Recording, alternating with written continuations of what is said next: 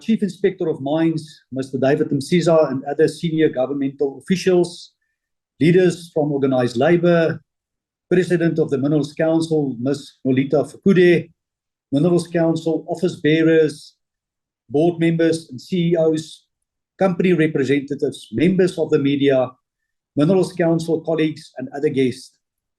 I welcome you today to the 6th Annual National Day of Health and Safety Day in mining as we discuss the most important issue in our industry, the health and safety of more than 470,000 employees. This annual day marks a recommitment of our Kumbula Ikaya health and safety strategy, which we initiated in 2019 and which has delivered significant step changes in safety and health. The purpose of the national commemorative event is to give us time to reflect on the safety and health of mining employees that we are doing that is making a positive difference and which area needs more work. Kumbula and Kaya reminds us to strive for zero harm, ensuring that every one of us return home healthy and safe. As an industry, when stakeholders assess our performance, we must understand and accept that the extent to which we meet our goals of zero harm is the only measure of our performance. To date, unfortunately, 27 of our colleagues have lost their lives compared to 26 in the same period a year ago. So far, as David said already, 1,225 of our colleagues were injured compared to 1,273 a year ago, a 4% decline. As our industry employs more women, we must consider safety statistics for women, who makes about 15% of total mining employees. In this year already to date, 2 women have lost their lives and 133 have been injured. This compared to 2 fatalities and 270 injuries for the full year of 2022. The previous year in 2021, one woman died and 166 were injured. So clearly, this is a major focus for us. And as David also spoke about, and also our president, is that women in mining, we must focus in terms of what we do to make the job easier for them. Through our work to modernize mining, to make it safer, more productive and more inclusive, we are confident we will see further reduction in fatalities amongst our employees.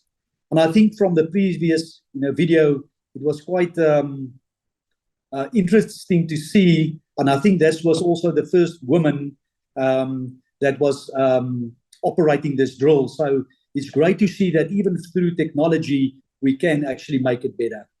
The industry went through a difficult period in February, March and April, when we reported 18 fatalities after a record performance in January, in which there were no deaths. Our interventions after those terrible 3 months resulted in a sharp drop to 2 fatalities in May and 2 in June. Unfortunately, we have reported 3 fatalities in July and 2 in August so far.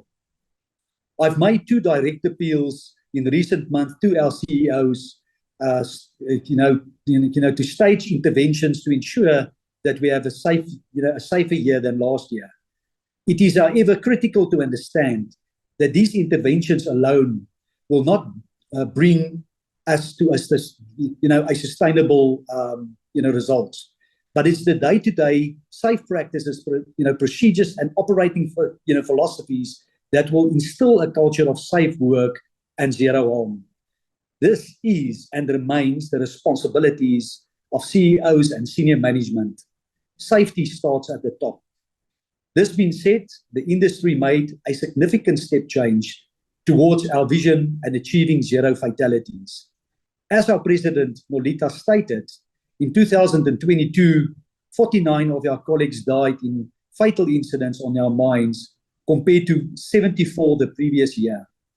It's the lowest number of fatalities and a welcome return to a steady progress we are making towards achieving our goal of the 2 aggressive years unacceptably and deep disappointingly in safety during 2020 and 2021. At the end of 2021, the Minerals Council Board developed 8 interventions for its members to urgently implement to stop the bleeding and reverse the deterioration in safety. Those interventions bore results showing that safety starts at the top and that the responsibility sits with the CEOs to ensure their operations are safe, as previously stated. This is what we refer to as CEOship. I must mention, however, that, like I said, these interventions and the Stop the Bleeding campaign is only an intervention, and each time we've got a regression, it doesn't mean like the intervention will stop the bleeding, but like I said previously, it's the sustainable focus that we need to have that will make the big difference. We as the industry, through the Minerals Council, are focused on leading causes of fatalities, and this directly speaks to the Chief Inspector of Mines' challenge to us, where he says that we must understand the causes. Our fall of ground action plans, also known as FOGAP, is one example. In 2022, we recorded 6 fatalities related to fall of ground, the lowest number of these in this category, compared to 22 fatalities the year before. And again, like the Chief Inspector of Mines said, currently we're standing on 8 already, which is more than the total of 2022, which is a major concern for us. The number of fall of ground fatalities has fallen to an average of 24 per year in a 5-year period since 2016 to 2022. So that means that the average over those 5 years was 24. Obviously, when we went from 22 down to 6, that was a major step change for us, and that's where we need to be. Actually, we need to be at 0. From an average of 111, just imagine this, 111 fall of ground fatalities in the year since 2021 to 2025. It's a 78% improvement. Since 2029, the key interventions were the implementation of the entry examinations and actively making work areas safe every time it's been entered. In 2012, netting and bolting of tunnel roofs and walls were introduced, and the use of nets has become a common feature in South Africa's deep-level mines. And according to the video, you would have seen that the fantastic example of that. Through the fall of ground action plan, which was adopted by the Minerals Council Board and CEO Zero Harm Forum in July 2021, we are bringing additional focus and global best practices in addressing fall of ground to eliminate them as a source of fatalities, once again focusing on the source. We have launched a study into reviewing our seismicity rating and warning system to improve the way we understand and manage seismic risks. We are looking at what systems are being used in South African underground mines, and those also used internationally, with the intention of adopting a global leading best practice to eliminate fatalities from rock bursts caused by seismic events. And I think we had some great results in this. A couple of years ago, ourselves and the department came together when we saw a spike in the seismicity related fatalities, and a lot of technology was introduced, and we did see a drop, but we need to do more. We are working with original equipment manufacturers on collision avoidance systems for moving machineries to eliminate another major source of fatalities and injuries, and this was also highlighted by the Chief Inspector of Mines. This year's theme of always vigilance, learning, improving speaks to exactly what we are doing to eliminate fatalities.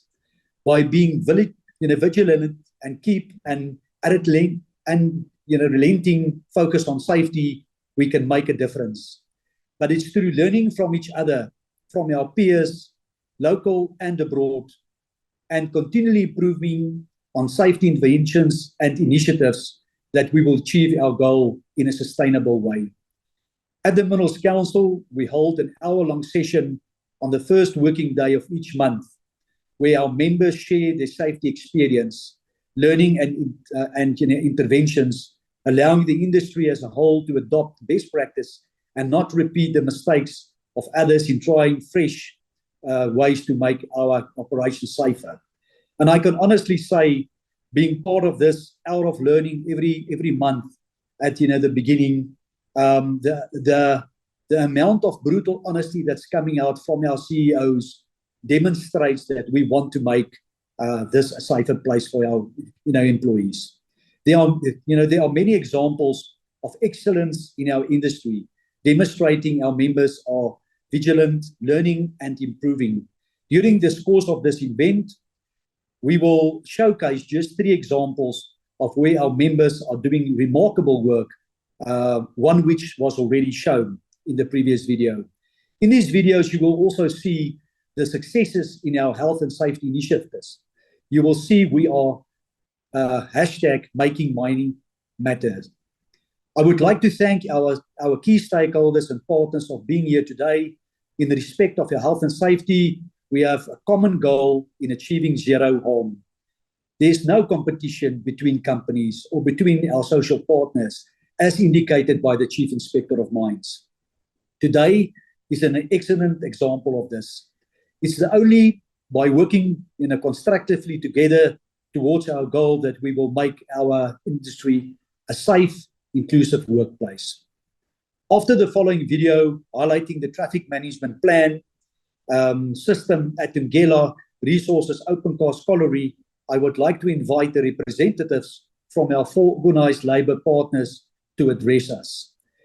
Then we as the industry, David, takes up the challenge that you have posed on us, and that's to understand the causes of the health and safety issues, driving our 8-point action plans, especially addressing the re-entry of old workings, and also focusing on the year-end strategy in terms of the silly season. I thank you.